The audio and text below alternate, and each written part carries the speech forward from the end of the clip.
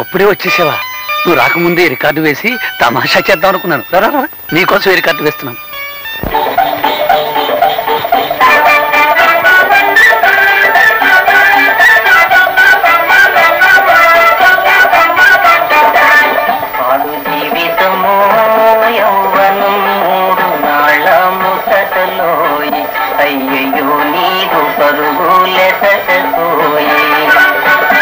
ఇప్పుడు పాట ఈ పాట నీకు నచ్చలేదా?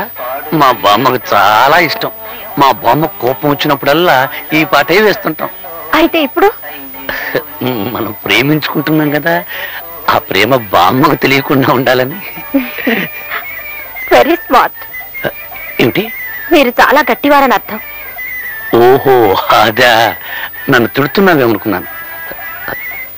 చూడు దేవి, నాకు తెలిసిన భాషలో నన్ను తిట్టినా పర్వాలేదు, కానీ నాకు తెలియని భాషలో నన్ను పొగిడితే ఒళ్ళు మండిపోతుంది.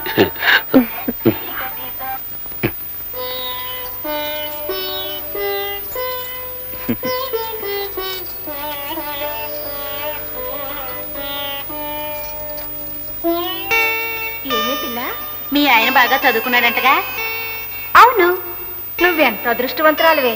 మీ ఆయనకు ఉద్యోగం వస్తుంది, నువ్వు పట్నం వెళ్తావు. నీదంతా రాజభోగమే తల్లి.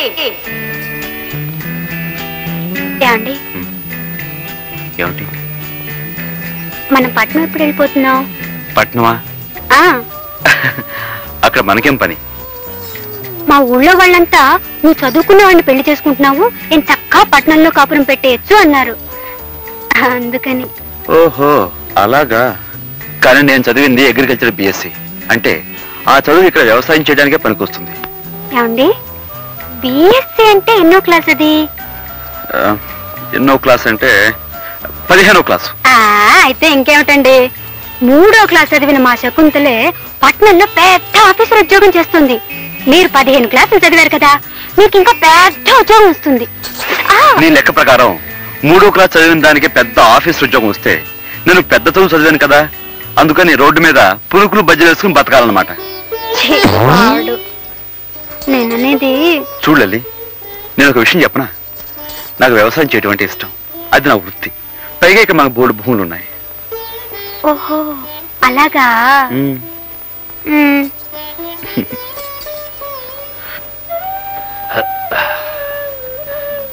ఇదేమిటండి కింద పడుకుంటున్నారు?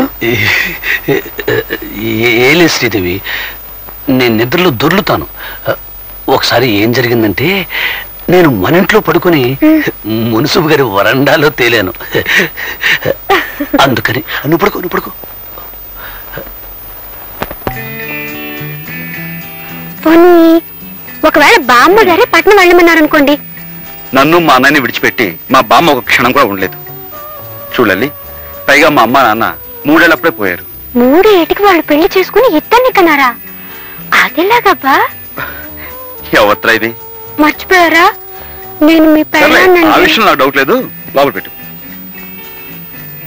మా అమ్మ నాన్న పోయింది వాళ్ళ 3 ఏళ్ల వయసులో కాదు, నాకు 3 ఏళ్ళప్పుడు.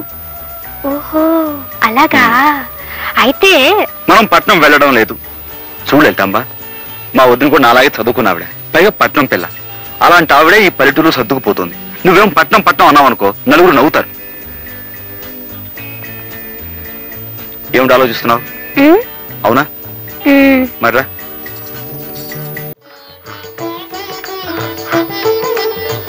దేవి, ఏడుస్తున్నావు ఎందుకు?